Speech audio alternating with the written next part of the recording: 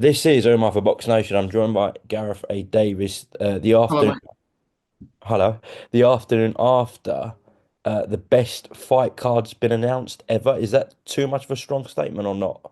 Well, I mean, I think there's an argument we can't remember as good a card. Yeah. But I'm sure if you go back in the midst of time, there must have been something at some point that was extraordinary. But you've got to call it arguably the best card of all time. Yeah, it's incredible. It really is incredible. Then there's seven fights there.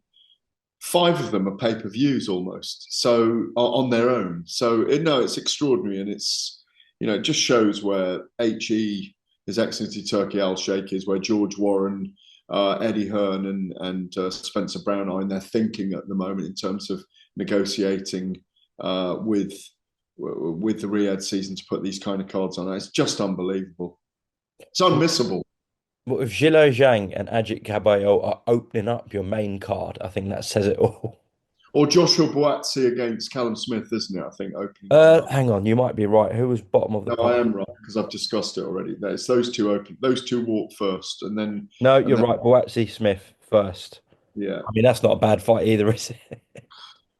I mean, you've got the 2 and 3 and 4 and 5 in the world, arguably, if you discount Bacoli and Joshua as say 7 and 8 at the moment because of what's happened recently with Joshua, and if you say Bacoli's like the dark horse of the division at the moment, but it's extraordinary, and to think we got 1 and 2 in the heavyweight division coming up shortly, and you arguably there you could say that's 3 and 4 in the heavyweight in the light heavyweight division as well on that card, as well as 1 and 2. Like it's unparalleled. It's unparalleled the more you analyse it. If there is one criticism, I'd say it's actually too good.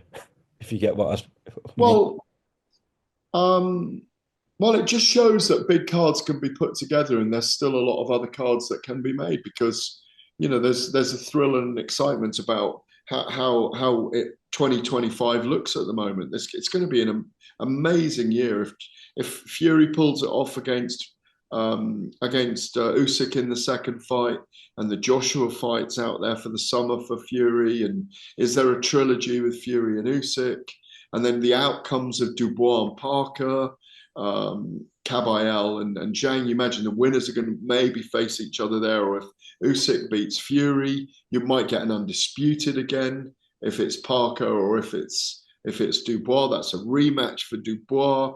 Parker's tilt at Usyk. It's so brilliantly set up for the next stages in 2025. Let's just run through the card. If you can you just try and give me a winner in each one and why you Go on, think so? go on. Okay, so top of the bill, the rematch, of course. I think the best fight in boxing between Beterbiev and Bivol. Which way are you swaying? Bivol a little bit busier beginning and back end of rounds and just pips it this time, even though we probably think Beterbiev's won. Okay, Dubois Parker. I'm going Dubois late round stoppage against Parker, but that could go the distance as well. It's an incredible fight. I just think I'm going to go for Daniel Dubois because he's like an ex missile right now. Are you surprised on that fight that we're actually not seeing Dubois Joshua too? Not really, because the manner of the defeat for Anthony Joshua means he needs to regather himself. Apparently, there's injuries there as well that he needs to kind of sort out, according to Eddie Hearn. Although Eddie Hearn was pushing the rematch, then he wasn't. Now Joshua's injured. I think they're looking after Joshua a little bit, in my view. Do you believe he could be ready then for Feb 22nd? Yeah, but he's not. But it's not a sensible. It's not a sensible thing to go straight into that rematch. I know he's rematched people and done better the second time before, but I just think he needs to regather himself a little bit and let Dubois kind of go out there and do what he's doing so well at the moment. So for me, that's the key. Could he be ready? Yeah, of course he could, but it's not the right moment for him to step back in with Dubois. I said it from the beginning. So do you reckon Dubois stops Parker? Is that what you think? Well, I think it's possible a late stoppage. Yeah, I do. Okay. But it's also Parker could also outbox him as well and go late. Parker's heavier, isn't he? And they've got till February to condition him. He's got to have a very smart game plan against Dubois. His jab's got to be really effective. He's got to land that right hand. Joe's a very efficient kind of fighter. He's got to show pure efficiency against Dubois to beat him. Hats off to Dubois for taking the toughest fight out there in the division, frankly. I'm just actually going to read Daniel's CV or some of it, okay? So Anthony Joshua, Alexander Usyk, Philip Hergovich, Joe Joyce, Gerald Miller, Kevin Lerena, and now Joseph Parker. He's only 27 years old. It's frightening. Yeah, it's a great resume. I mean, he could be the guy that takes a division. A victory over Parker, if it's a significant, if it's emphatic, could really signal something big for him. I know which way you're going to sway in this one because you love this fighter, Shakur Stevenson Schofield. v. Floyd Schofield. Yeah, have you got I'm Shakur? going. I'm going Shakur. The only people for me rounding about his weight division, there's four of them that give him issues because I think he beats everyone else. Even though Floyd Schofield from New Jersey is unbeaten in 18, I think 12 knockouts, something like that, and he's called for this fight. Um, Devin Haney, Teo Lopez, Gervonta Davis, and Ryan Garcia are the issues for Shakur Stevenson, in my view, as he comes up and out. But hopefully he'll fight all of those guys in the next 3 years. You're massive on Shakur, there, aren't you? I am. I Yeah. am. I think trouble is he makes it look so comfortable in the office that people are never happy enough with him. And someone that makes it look that comfortable is so gifted and so skilled. I mean, the only one who I think who genuinely gives him a lot of problem is Javante, but I think he's capable of beating everyone else. Okay, do we see a new world champion from Britain, Hamza Shiraz against Carlos Adames? Yeah, it's a tough fight. Adama's a very good fighter. I think Yanibek Alam Kanuli is probably the number one in the division at middleweight. Um, yeah, I think he gets the job done. And I think what we saw against Amo Williams, we know that he can come through a difficult period in a fight and he's got world class punching power. That's the key for him as well. He's a very dangerous fighter, Hamza. Yeah, and I think we do get a new world champion in Hamza Shiraz. Does he stop Carlos Adames, in your opinion? He might do. He might even need to go to the well against him and win on points. Well, look, if you're correct and Hamza does become the WBC world champion, him and Janabek after that in a unification would Huge, be mega. huge fight. Still a difficult fight for him, but a huge fight. Virgil Ortiz Jr. v Israel Madrimov, hard one to call. Wow, that's a really good fight. Virgil Ortiz unbeaten. Madrimov has he only lost? He's lost a couple. He's Just lost to no, just to Crawford. just to Crawford in a very close fight. Like you say, that's 51-49. Virgil Ortiz has looked very, very good so far. Let's hope he plays the piano afterwards. Yeah, I'm going to tinkle the ivories for Virgil Ortiz to get the job done. Couple of questions on this fight. So we've seen Ortiz to t take social media over the last couple of days, put like the duck emoji over Jaron Ennis's face. Oscar De La Hoya has done the same. I thought we were heading to that fight with Ortiz and Boots. What's your understanding about why that hasn't happened? Well, he wanted it. He wanted it. Boots Ennis wanted it at welterweight. He makes the weight significantly easily. He's undefeated. He's got a world title. Um, didn't want to do it at 154. Wanted it at 147. So he made the negotiation difficult. I don't blame him. I was very excited about the fight, I'll be honest with you. 50 odd fights between them undefeated. Someone's O was going to go. Um, that he'll come again. Boots will eventually, when he's finished what he's got to do at welter, he'll move up. But it is a bit disappointing given he said he was going to move up because I think that would have uh, made it on the card. My only doubt about Madrimov is if he's slated to fight Bohachuk Yeah. on the 21st of December, I don't see, unless he gets an early stoppage in that fight, and Bohachuk's very tough, I don't see how he gets back in the ring 2 months later in a very tough fight against Virgil Ortiz. So I don't know what's going on there. It's a little bit of a red herring for me, if I'm honest, unless he pulls out the Bohachuk fight and someone else gets that. You say that, but we're in this generation where the top elite fighters, as you say, only fight once or twice a year. But when you go back to the old days, that was nothing for guys, top guys to No, get 2 months after. So maybe Israel Madrimov just old school. Look at his run though. Crawford in August, headlining in LA. sort of the fight before the main event on the 21st before Usyk and Fury against Bohachik, and then Feb 22nd against Ortiz Jr. That's an incredible run. Yeah, brilliant. I mean, he's a great fighter, and to stretch Terence Crawford as he did.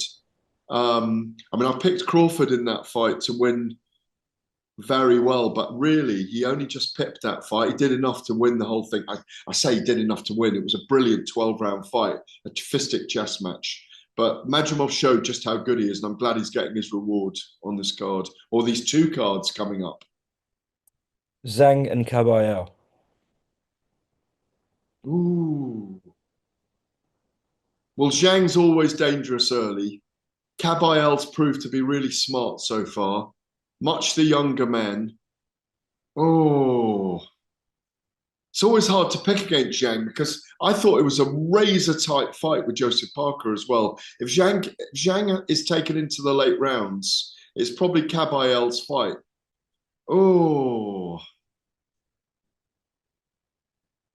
I only go Kabayel points. Okay. And then an all British affair between Buatsi and Smith. Watsy points. You seem very convinced about that. Yeah, I do. I think Callum's at the last knockings that he may prove me completely wrong. He may prove all of us completely wrong. But I think, given what we've seen from Joshua Buatsi in recent times, I think he's the rightful favourite in the fight. He's the natural light heavyweight. He's done everything asked of him so far, and I just think it's going to be an amazing fight. I just think he ups his game against better opponents, and that's the problem for Callum. So, sort of in this Riyadh season mix, in terms of British light heavyweights, we've seen Hutchinson v Craig Richards, we've seen Hutchinson v Buatsi, and now we're seeing Buatsi v Smith. Unfortunately, with the recent events with Anthony Yard, he's just been left out in the cold, Gareth. Well, he'd be having this fight now, I'm sure, if he was still with Frank Warren. Obviously, Joshua Buatsi's the boxer fighter, and his team have allowed him to go and fight Callum Smith, who I believe is probably still Eddie in Matchroom. He is, Uh, yeah. he is. So, promotionally, Anthony's missed out here, and I'm sad for him. But that's the decision he's taken. That fight is still there with Joshua Buatsi, or if Callum Smith wins, there's a big fight there with Callum Smith. Mm. But it just seems like he's not in the mix at the moment. He's not, but he had that run out the other day where he was a little bit disappointed. But he'll stay active, and those big fights, those two guys, he will still fight in his career because they're still big fights. But he is missing out on these big Riyadh season events. An odd time, though, to depart from Frank Warren. I'm not going to stir up the hornet's nest. I mean, obviously, I'm not trying to I stir anything, but is that not just an objective view on I've said situation? already on record, I don't think it was the right move at the right time. This is a time where fighters, big name and young fighters and up and coming fighters are flocking to the Queensberry stable to be involved with Frank Warren because he's got so much investment in him from the Middle East. There's loads of things going on, as you know, with Warren Boxing Management, with BoxNation. I'm involved in it myself to a certain extent. There's great things going on around the whole Warrens, and there's a whole Warren of activity. And it probably, in my view, it wasn't the right time to leave Frank's stable. Okay. Just a couple of things I want to talk to you about, Gareth. Sonny Edwards. Um, well, Galal Yafai was fantastic on Saturday night, I thought. Sonny obviously announced his retirement. The bit I actually want to get your thoughts on, though, is what happened in after round two when he went back to his corner and said, I don't want to be here. Should his corner have just pulled him out immediately? Yeah, on conventional wisdom, yes. But given how he performed for the next 3 or 4 rounds, that he was still fighting back, given that they knew, as he revealed afterwards, the corner knew that this was going to be his last fight, win, lose, or draw. I think they just wanted to get a little bit more out of him. Conventional wisdom says if you're a corner, if you're the trainer and you're hearing that, you should pull your guy out because you can't play boxing. But thankfully, he didn't get really hurt in there. It was the finish was merciful from the referee. I don't think he should have taken any more punishment, and it will be debated because, as I say, most People in boxing would have said, if you hear that from your guy, you pull him out because you don't want him to get damaged or hurt. They know him better than we do, so you have to give them the benefit of the doubt on this one. And also, the big thing to come out of this is how good is Galal Yafai, or maybe how much little did Sonny Edwards have left? Because we didn't see that evasive figure who hits and is not hit on the night. So I'm glad he's taken the decision to pull himself out now when he knows that he's had enough of the sport and it's just not in him anymore. He'll be around. He's a character, isn't he? He's 6'7" in stature and 22 stone in reality, even though he's a flyweight boxer. He's a huge personality in the sport. I hear what you're saying about Sonny not looking at his best, far from it. But Galal came out the blocks from the first belt, and he closed that distance really well. And he actually caught Sonny on the top of the head early on, and it just seemed like he had his number, to be honest, Galal. Um, Given his experience in the amateurs, um, and his age at the moment, and how good he was against Sonny Edwards, is he ready for a BAM next, Galal? Yeah, he is, and he's got to go soon. Remember, he's 31 or 3 32? years older than Sonny Edwards at Yeah. 31. So I think Eddie Hearn needs to put him in those big fights. He's clearly ready for it. He clearly wants it. He's got the style to take on the very best. But in a shooting match against Bam Rodriguez, if Bam fights him at, say, Superfly, I mean, Bam's moved on, hasn't he? But he's on his way to bantamweight, super bantamweight, a fight with Naoya Inoue in the next year or so, hopefully. Seems like the perfect opponent for Inoue. I think he deserves a couple of defenses if he wins the full title. Bam Rodriguez, a shootout of Bam Rodriguez. That's how Galal fights. That is a big ask in my view right now. After 9 fights as a pro. Mm. Okay, last thing. Um, Riyadh season's promos are like Oscar-winning films, but this one that's just come out, the Usyk Fury 2 promo, is that not the best promo you've seen for anything, Gareth? It's total darkness. It's the dark underbelly of boxing. What people might be going through in their deepest nightmares, having to face each other again after a brutal war, going into the 13th round. But I honestly laughed out loud when Paris Fury, with all her hair, suddenly became the face of Alexander Usyk, and Tyson Fury empties the table. It was amazing to. I probably watched it 10 times already. It's great work. It shows the understanding of the darkness that's in boxing as well. And there's a lot of humor in it. And well done to the two guys for agreeing to play and get involved in it in terms of the promotion. Alexander Usyk and Tyson Fury, I mean.